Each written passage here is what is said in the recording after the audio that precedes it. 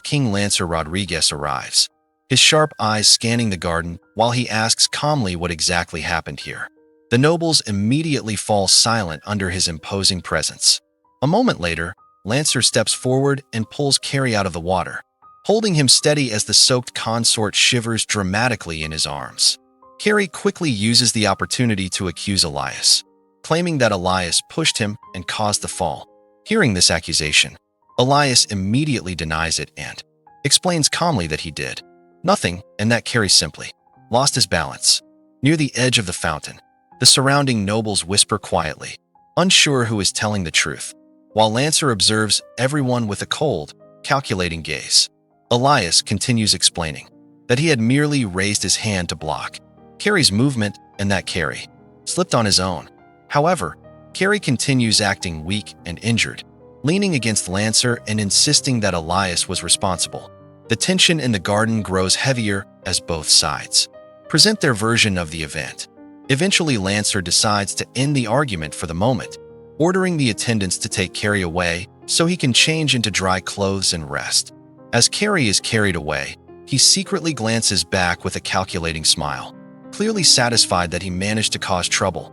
Meanwhile, Elias watches quietly, realizing that the situation. The other nobles begin discussing the incident, noting that Carrie is known for causing trouble and that Elias seems far too calm for someone who had just been accused. Later that night, the palace grows quiet, under the moonlight, as servants whisper about the day's strange events, wondering whether the conflict between the queen and the king's favored consort will grow even more intense. Inside his room, Elias lies awake thinking carefully about everything that happened, realizing that surviving in the royal palace will require patience, intelligence, and careful strategy. As he closes his eyes, his thoughts drift to the complicated relationships forming around him, unaware that elsewhere in the palace, late at night inside the royal palace, the atmosphere in the king's chamber is tense and heavy. Carrie, the king's favored consort, approaches Lancer Rodriguez with confidence, trying to charm him and gain his attention, believing that his beauty and position will always keep him favored. Lancer, however, watches him with a calm but unreadable expression. As Carrie leans closer, clearly hoping to please the king, Lancer suddenly grabs his wrist and stops him, his tone turning cold. He quietly remarks that although Carrie may act boldly, he does not actually like being touched. The room grows silent as Lancer's sharp gaze studies him carefully. In Lancer's mind, he reflects that Carrie has become arrogant and reckless, believing that his position in the palace allows him to behave however he wishes. But in the royal court, such arrogance can quickly lead to consequences. Lancer reminds him that the inner palace has strict rules and that no one, not even a favored consort, is allowed to act without limits. Carrie begins to panic as he realizes the situation has turned against him. Trying to explain himself, he nervously insists that he meant no disrespect and begs the king to forgive him. But Lancer remains firm and announces that Carrie must be disciplined, so he will remember the rules of the palace. With a swift motion, Lancer signals the attendants to step forward and ensure that Carrie receives a proper lesson about humility and respect. Terrified, Carrie desperately pleads for mercy, his voice trembling as he insists he understands his mistake. Yet Lancer calmly raises his hand and declares that this punishment is necessary, not out of anger, but to maintain order within the royal household. Early in the morning at the Lorraine Royal Palace, a servant knocks on the door and respectfully announces that Mr. Oliver has come to see Her Majesty the Queen. Inside the room, Elias, still half asleep, yawns and rubs his eyes while complaining that someone has already come looking for him so early in the morning, wondering why they cannot simply let him sleep peacefully for once. A moment later, Oliver Forger enters the room and greets him politely, introducing himself as the royal etiquette instructor appointed by the king to guide the queen in the customs and ceremonial rules of the palace. Elias quietly studies the man and thinks to himself that Oliver looks extremely strict, almost like the kind of intimidating teacher that children would be afraid of. In his mind, he even recalls a childhood image of a harsh instructor chasing a student who tried to escape class, which makes him slightly nervous. Oliver then calmly hands Elias a document and explains that it is the schedule for next week's lessons. adding that starting tomorrow the queen must arrive in class early in the morning. When Elias reads the schedule, his eyes widen in shock, because the day begins at 4 in the morning with washing and preparation, followed by breakfast, then a series of lessons about palace etiquette, history, and ceremonial culture. In disbelief, he mutters that 4 in the morning is far too early and complains internally that this clearly means he will never be allowed to sleep properly again. However, when Oliver notices his reaction and asks whether the queen has any objections to the study plan, Elias quickly forces a polite smile and says that there is no problem at all and that he will definitely attend the class on time. Inside his mind, though, he grumbles that he cannot ruin his father's proud image and let the demon clan think their leader has become a lazy person. So if waking up early is necessary, then so be it. After hearing this answer, Oliver bows slightly and says he will look forward to seeing the queen's performance in tomorrow's lesson before taking his leave. Later, Oliver speaks with a palace attendant who wonders why the queen must begin lessons so early when most young nobles usually start studying at 9 o'clock. Oliver replies seriously that even though the princes and young ladies of noble families may behave mischievously, they are still human and easier to guide. But the queen is different because he belongs to the demon clan and therefore must be trained with stricter discipline. He adds that since the king has entrusted him with the responsibility of teaching the queen, he will make sure the lessons are carried out properly so that the demon clan clearly understands their own lack of cultural refinement. The next day the lesson begins with Oliver explaining that the etiquette of the Lorraine Palace was formed through the combination of long-standing royal traditions and the principles of the Holy Church. While Oliver speaks at length about history and ceremony, Elias gradually grows sleepy at his desk and eventually begins to doze off. Noticing this, Oliver suddenly taps the desk with a pointer to wake him up, and Elias jolts upright in surprise, blurting out a startled shout as he quickly tries to pretend that he was paying attention all along. Oliver calmly closes the book and announces that today's etiquette lesson has ended, leaving Elias both relieved and slightly embarrassed after struggling to stay awake through the long and extremely strict royal lecture. During the etiquette lesson, Elias struggles to stay focused as Oliver continues explaining the complicated rules of noble customs. Sitting at the desk, Elias listens while secretly thinking that the royal etiquette system is unbelievably complex, filled with endless details that make his head feel like it might explode just from hearing about them. Trying to stay awake, he even discreetly pinches his own hand under the table, hoping the small sting will keep him alert. But the drowsiness still refuses to go away.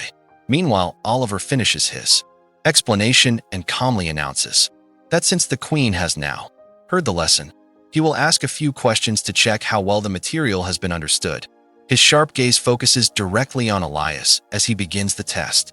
In a serious tone, Oliver asks the first question, requesting that the queen explain the proper etiquette rules related to carrying and wearing a ceremonial sword among the nobility. Elias nervously raises a finger and begins answering, explaining that nobles usually attach their swords to a wide belt across the waist to keep their clothing neat and to show their noble status. But after saying that, he suddenly pauses, realizing he has no idea what comes next. Inside his mind, he panics, silently admitting that he actually does not know the rest of the answer at all. Trying to maintain his composure, Elias apologizes politely to Oliver and asks for a little more time, promising that he will definitely remember everything soon. Oliver narrows his eyes slightly and asks whether the queen truly has not memorized the material yet, or if he simply was not paying attention during the lecture. While observing him carefully, Oliver notices a red mark on Elias's hand and asks what happened to it. Elias quickly explains with an awkward smile that palace etiquette lessons are extremely difficult, so he pinched his own hand just to keep himself awake and focused during the lecture. Inside his thoughts, Elias worries that his father is known as the most powerful war god of the demon clan, and it would be embarrassing if something as simple as palace etiquette could defeat him. As Oliver watches Elias speaking nervously with a slightly flushed face, the scene strangely reminds him of a cheerful young boy he knows. In Oliver's mind, he recalls that boy once laughing brightly and saying that since the queen is the legendary war god of the demon clan, even hearing his name would make people nervous. And someone like that must surely be a master of powerful magic. The memory fades quickly, and Oliver clears his throat before turning serious again. He tells Elias that he will give him one more opportunity. But if the queen still cannot answer the question tomorrow, there will have to be a formal penalty according to palace rules. Elias nods respectfully and thanks Oliver for the chance, promising with a confident smile that he will not disappoint him next time, even though inside he knows he must find a way to learn the difficult palace etiquette before the next lesson begins. Late that night in the royal palace, the castle stands quiet under the moonlight while Elias sits alone at his desk, surrounded by books and notes, trying desperately to memorize the complicated rules of noble etiquette. With tired eyes, he mutters to himself that nobles must carry their ceremonial swords on the wide ring of their belt, and that even the direction of a family emblem matters, because if it is worn incorrectly, the monthly allowance could be reduced as punishment. His eyes grow darker with exhaustion as he stares at the endless rules, clearly overwhelmed. After hours of studying, a servant gently knocks on the door and reminds him that it has already been 2 hours and asks why Her Majesty the Queen is still awake. Elias quickly calls back that he knows it is late and that he will go to sleep soon. Though the moment the servant leaves, he sighs and admits that he still has far too many books to memorize. Frustrated, he groans that his brain simply refuses to remember any of this information and collapses dramatically onto the desk in defeat, accidentally knocking a small box to the floor. The object lands with a soft thud, and when Elias notices it, he bends down and picks it up curiously. It turns out to be a small music box. As he opens the lid, the tiny mechanism begins to turn and a gentle melody fills the quiet room. Hearing the music, Elias suddenly becomes still, the familiar tune bringing back an old memory. The scene in his mind shifts to a peaceful moment in the past, where Elias once sat beside a waterfall with 2 young boys leaning against him while he played a soft melody on a leaf. One of the children looks up with bright eyes and asks what the beautiful song is called, and Elias smiles gently, replying that he does not really know the name, only that it is a song from the human world. He adds softly that their mother used to love this melody very much. The memory fades, and Elias suddenly opens his eyes as an idea sparks in his mind. Holding the music box up excitedly, he realizes that if complicated etiquette rules were turned into a song, they might become much easier to remember. Inspired by this thought, he begins practicing by quietly singing the rules to the melody, repeating lines about proper noble conduct, such as how when greeting the king, one must focus their gaze respectfully on the second button of the king's coat instead of looking directly at his face, and how during noble ceremonies the family emblem must always face toward the throne. Oliver watches calmly as Elias confidently recites the etiquette rules without hesitation. After listening carefully, Oliver strokes his mustache thoughtfully and acknowledges that the answer is correct.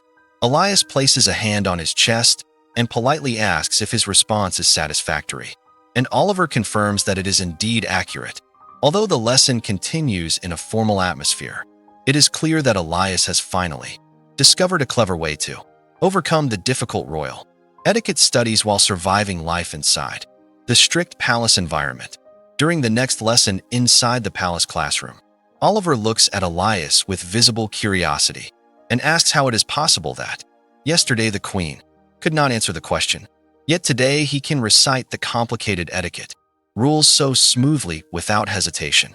Elias smiles calmly and explains that he simply thought of a clever way to remember the palace etiquette, saying that if the complicated rules are combined with a melody and turned into a song, they become much easier to memorize. Oliver looks slightly puzzled at first, muttering the words "a song," while Elias enthusiastically demonstrates his idea by lightly singing the rules aloud, explaining that during a noble greeting the bow must not exceed 30 degrees. Otherwise it could be considered disrespectful, and that during banquets one must carefully watch the utensils because if silverware turns dark it may indicate the presence of harmful substances, which is why nobles have special testing methods to ensure safety.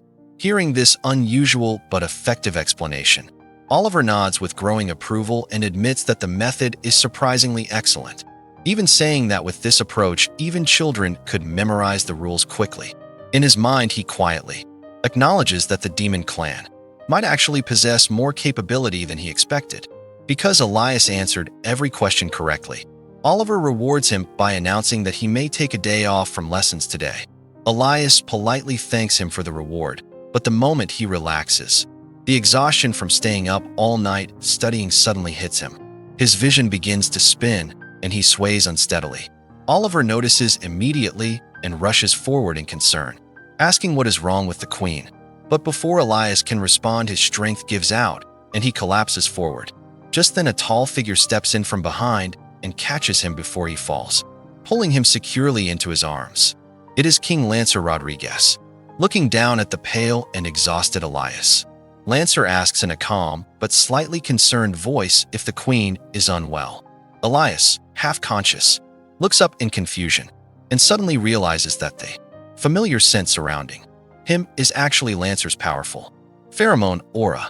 Lancer's expression darkens slightly as he assumes someone in the palace must have neglected their duties and asks coldly what those useless attendants have been doing while the queen was clearly exhausted. In a sharp tone, he orders that the responsible servants be brought forward for punishment. Hearing this, Elias immediately panics and quickly explains that it has nothing to do with the servants at all. He admits that he simply stayed up all night memorizing the etiquette rules and became too sleepy to stand properly. Nervously waving his hands, he pleads with the king not to blame the attendants for something that was entirely his own decision. Lancer remains silent for a moment, watching the flustered queen closely as the tense atmosphere in the room slowly settles. Standing in the palace hall, Elias slowly regains his balance after nearly collapsing. Still slightly confused about what just happened, Lancer looks at him carefully and suddenly asks where he learned the strange song he was singing earlier during the lesson. Elias blinks in surprise at the question and hesitates for a moment. Inside his mind, he remembers that the melody originally came from his father, but he cannot reveal too much about his past, especially in front of the king. Thinking quickly, he invents a simple explanation and says that yesterday he discovered a small music box in his room, and when he opened it, the melody inside inspired the idea of turning the complicated etiquette rules into a song to help memorize them. Hearing this, Lancer quietly repeats the words, "That music box," as if recalling something himself. For a brief moment, his expression becomes distant, as though the melody reminds him of an old memory. Meanwhile, Elias rubs his tired eyes and politely says that if there is nothing else to discuss, he would like to return to his room to rest, since he stayed up all night studying and still feels exhausted. Oliver stands nearby, watching the interaction quietly, while Elias gives a small polite gesture before turning to leave. As he walks away down the hall, Lancer remains standing in place, observing his retreating figure with a thoughtful expression. The strange melody and Elias's unusual behavior seemed to stir something deep in his memory, making him reflect silently on the moment they shared earlier. At the same time, Elias continues walking forward while trying to steady his thoughts, but seeing Lancer again unexpectedly reminds him of the events from the previous night. The memory of that encounter still leaves him feeling embarrassed and uneasy, and the mixture of irritation and awkwardness quickly returns. Inside his mind, he grumbles that one day he will definitely find a way to help his father leave this uncomfortable situation and escape from Lancer's influence entirely.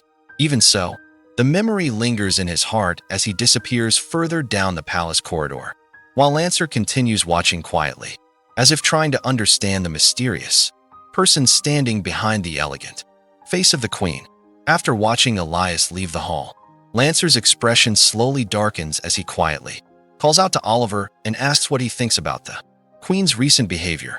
Oliver respectfully bows and explains that, although the queen's foundation in royal etiquette is still weak, he has shown intelligence and diligence, and with proper guidance he should be able to handle the upcoming royal hunting assembly scheduled for 1 month later. Hearing this, Lancer's gaze grows colder as his thoughts shift to the pressure surrounding the royal court. In another chamber, nobles begin voicing complaints. claiming that Elias Malvern, who came from the demon clan and lacks proper understanding of palace etiquette, will eventually embarrass the royal family if he continues to sit on the throne as queen. Some even suggest that the position should be replaced by someone more suitable. The atmosphere becomes tense, and in frustration a wine glass is thrown and shatters loudly across the floor. However, Lancer remains calm and composed, reminding everyone that the queen has always lived quietly inside the palace and that baseless rumors should not be used to judge him.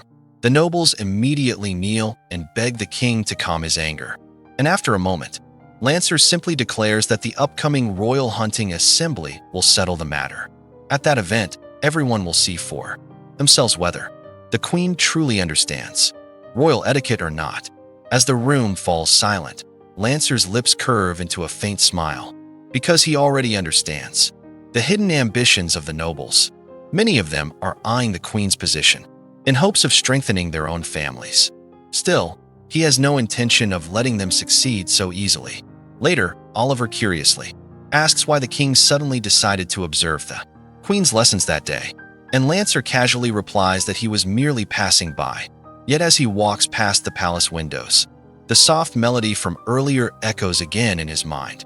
Hearing that familiar tune reminds him of someone from long ago, and the memory lingers quietly in his thoughts as he gazes into the distance. 1 month later, the atmosphere inside the palace feels much calmer as Elias sits gracefully in the study, a faint smile on his face after weeks of training. Oliver, who has been teaching him royal etiquette, praises his progress and respectfully says that the queen's performance over the past month has improved greatly and that he is now capable of completing the lessons successfully.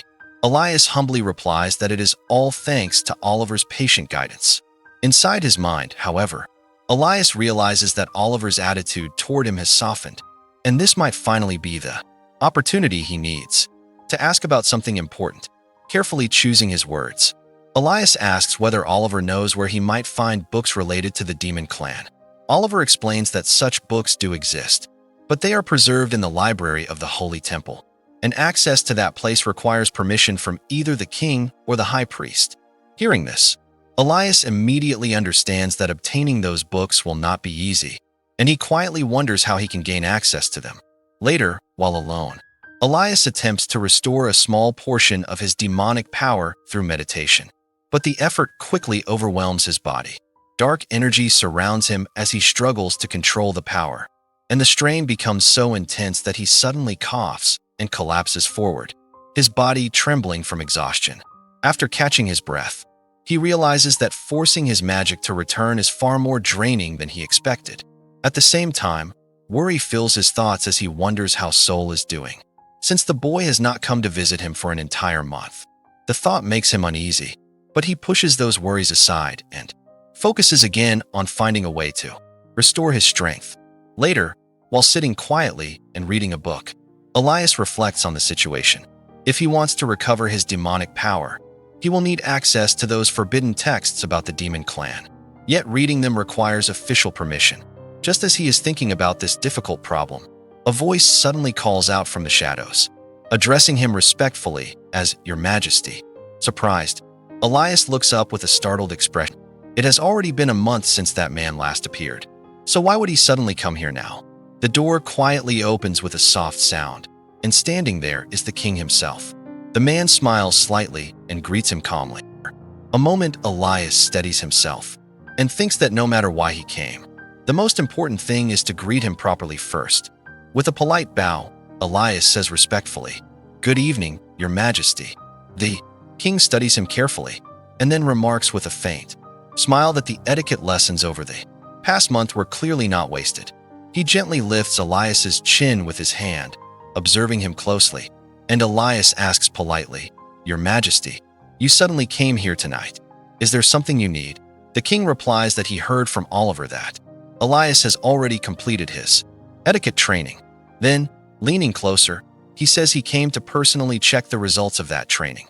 Elias immediately wonders in confusion whether the king intends to test his ceremonial dance. Without giving him time to think, the king takes his hand and calmly instructs him, "Follow my steps." The two of them begin to move together in a slow dance, the king guiding Elias across the room with controlled and elegant movements. Although Elias has no idea why this test suddenly turned into a dance, he quickly realizes that this might actually be the perfect opportunity he has been waiting for. If he performs well now, perhaps the king will allow him to leave the palace, and that would give him a chance to discover Sol's whereabouts. While they continue the dance, Elias politely asks, "Your Majesty, how do you think my performance is?" The king looks down at him with a thoughtful expression, still holding him close, and the quiet tension between them lingers, his hand gently holding Elias while the distance between them disappears. For a moment, Elias freezes, surprised by how close the king is. The king calmly murmurs that the performance is acceptable, but he still needs to check more carefully. Before Elias can react, the king lifts him easily and carries him toward the bed, saying that if Elias performs well, he will grant one request in return. Elias is startled and confused, thinking to himself that this was supposed to be an etiquette test. So why are they suddenly heading toward the bed? His heart begins to race as the situation becomes more intense. Later, Elias wakes up slowly, lying in bed with his long silver hair spread across the pillow. He rubs his eyes, still feeling tired from the previous night. The king looks at him with a calm smile and asks, "Are you awake?" Then he adds that Elias's performance yesterday was quite good, so he should go ahead and say what he wants in return. Hearing this, Elias blushes slightly and hesitates, softly calling out, "Your Majesty." Inside his mind, he reminds himself that last night, he had no choice but to cooperate in order to gain the king's trust. If he wants to achieve his goal, he must continue playing his role carefully.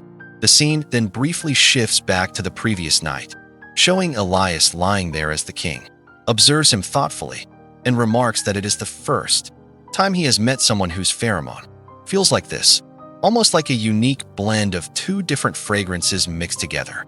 The king seems intrigued by this unusual scent, studying Elias with quiet curiosity that he leans closer to Elias, studying him carefully and quietly remarks that Elias is truly special. Hearing this, Elias realizes that everything he endured the previous night was not in vain. Remaining calm, he gently presents his request, saying that he heard the Royal Cathedral Library holds a vast collection of books, and he would like permission to visit and study there for a while. The king's expression immediately changes. "You want to go to the cathedral?" he asks, before firmly refusing. Elias is stunned and cannot hide his reaction. Confused, he asks why, reminding the king that he promised to grant one request if Elias performed well. The king looks down at him and explains that his refusal is not meant to harm him. In fact, he admits he has become quite interested in Elias. Then, his tone grows serious as he warns Elias that if he does not want to lose his life, he must stay far away from the cathedral. The reason is simple but dangerous. The high priest who leads the cathedral deeply despises the demon race. In the past, whenever someone from the demon race fell into his hands, their fate was always worse than death. As the king speaks, the scene briefly recalls the terrifying reputation of that priest, a powerful figure in white robes holding a glowing staff, standing over fallen victims during a violent conflict. Hearing this, Elias falls silent, clearly shaken by the warning. After a moment, the king adds that since he already promised to grant one request, he will keep his word in another way. Elias himself cannot go to the cathedral, but the king will allow Elias's two children to move into the palace and stay close to him instead. From now on, they will no longer be monitored or restricted, and they will be free to move around the palace as they wish. Hearing this unexpected offer, Elias looks up in surprise, realizing that although his original request was denied, this new arrangement might change everything for him and his children. Not long after, the two boys finally arrive at the palace. As soon as they see him, Elias calls out their names, Sol and Los, and pulls them both into a warm embrace. His voice softens as he tells them how much he has missed them. The boys hug him back tightly, relieved that their family is finally together again. One of them happily says, "Father, brother, we're finally together again." Elias gently pats their heads, apologizing for the hardships they must have endured during this difficult time. Seeing him show such open emotion surprises Los, because this is the first time he has ever seen Elias reveal his feelings so clearly. In his thoughts, Sol can't help but feel that Lancer has probably been making things difficult for Elias during this time as well. After calming down, Elias begins showing them around the palace. He leads them to a room and tells Los that from now on, this will be his room. Everything inside has already been arranged according to his preferences, and if anything else is needed, he can simply ask the palace attendants to prepare it. Standing by the large window, Elias smiles softly and remarks that the room is very comfortable and suitable for living.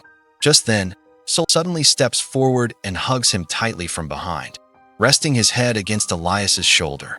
Surprised, Elias asks gently, "Sol?" in a calm and reassuring voice. He tells him that if he feels like crying, he should not hold it in because he is here with him now.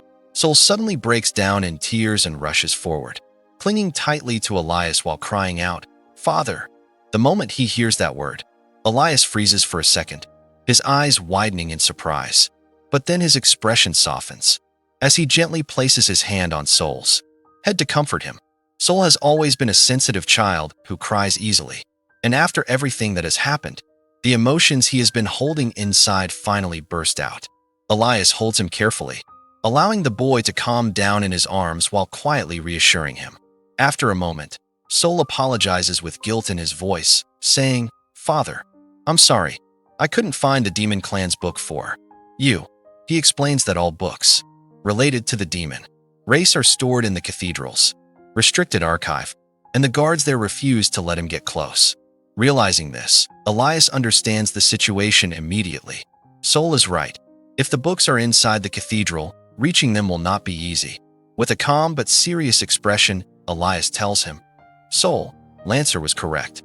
You should stay away from the cathedral." Then he continues firmly, saying that when his strength recovers, he will find another way to deal with the situation himself. Sol still looks worried and tries to protest, but Elias gently interrupts him and says in a steady voice, "Sol, listen to me." Sol explains that right now Elias cannot use his demonic power, and because Elias's soul is trapped inside his body, protecting him will become very difficult in the coming days. Hearing this, Elias decides to teach him something important. He tells Sol that he will teach him a simple defensive spell, one that can protect him in critical moments. With determination in his eyes, Sol promises that he will study it carefully. Elias nods and confidently adds that if he was even able to learn the complicated court etiquette of the human kingdom, then mastering a simple sealing spell will not be difficult at all. Later, the scene shifts to the dining room, where Elias sits at the table with both boys during a quiet meal. He places a plate of meat in front of Los and says warmly, "Los, you've always liked this dish." Then he offers a bowl of salad to Sol and adds, "Sol, you like salad." Smiling gently, Elias encourages them to eat more, noticing that both of them have become thinner recently. However, as Sol slowly eats the salad, he suddenly pauses, looking thoughtful. In his mind, he wonders why his father's taste seems slightly different lately, and whether this strange feeling he has noticed is simply his imagination, or if something about Elias has truly begun to change. From a distance, Lancer Rodriguez quietly observes the scene in the dining hall. At the long table, Elias sits together with the two boys, gently feeding them and encouraging them to eat more. Watching this moment, Lancer realizes something clearly. Elias truly loves the two children deeply. Seeing that warmth reminds Lancer of his own past. For a brief moment, he recalls a memory of his mother smiling gently at the dinner table, telling him, "My son, eat more," while praising the meal and speaking kindly to him.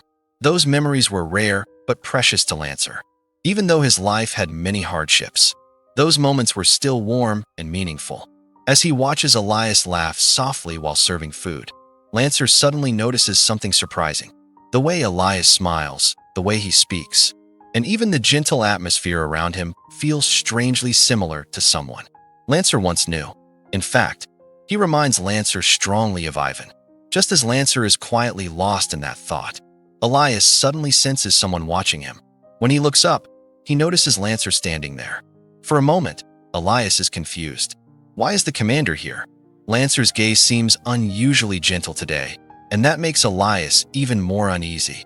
It almost feels as if Lancer is looking at someone else through him. Meanwhile, Lancer calmly speaks and says, "Your Majesty, I have something I wish to discuss with you." Hearing his name, Sol immediately looks up in surprise. Lancer Rodriguez had already entered the room, yet Sol did not even notice. Since the soul exchange, Sol realizes his ability to sense things around him has become much weaker. Inside his mind, Sol grits his teeth with frustration, thinking that the human commander clearly despises him and is probably just waiting for the moment he regains enough strength. Los silently promises himself that he will repay everything he has endured many times over. Lancer then continues speaking in a calm tone, announcing that 1 week later there will be the Imperial Production Festival. He plans to bring Elias and the two children to attend the event, so they can observe and better understand the activities of the human world. Hearing this plan, Elias becomes thoughtful. However, before he can respond, Sol and Los immediately react with anger, their expressions turning fierce as they glare toward Lancer. In their minds, they feel that the commander is clearly mocking their father and trying to provoke him. The tension in the room begins to rise as the two boys stand ready to defend Elias. Elias gently lifted the young queen's chin and said calmly, in front of all the nobles and ministers, "You must show proper royal etiquette. Remember this well. If you don't want to be punished, then don't make me or the royal family lose face." Feeling nervous under his gaze, the queen softly replied, "I understand." Sitting so close to him made the queen anxious, thinking, "This is too close. My father and brother are still here." Standing up obediently, the queen wondered in confusion, "Why did I automatically follow him just because he glanced at me?" Meanwhile, Los angrily questioned his brother. "Sol, why did you stop me earlier?" Sol replied seriously, "This is Lancer Rodriguez's territory. It's not easy for us to gather together, so offending him right now won't benefit us at all." Los looked confused and asked carefully, "Father, is that really you?" The man replied calmly, "Yes, it's me." Sol and I unexpectedly ended up switching bodies. He continued, explaining that they originally planned to keep it a secret so Sol wouldn't worry, but the situation had changed. Now they needed Los' help to protect him properly. Hearing this, Los finally understood and thought to himself that it made sense why his father had been acting strangely before. The truth was that the person he had been watching was actually Sol all along.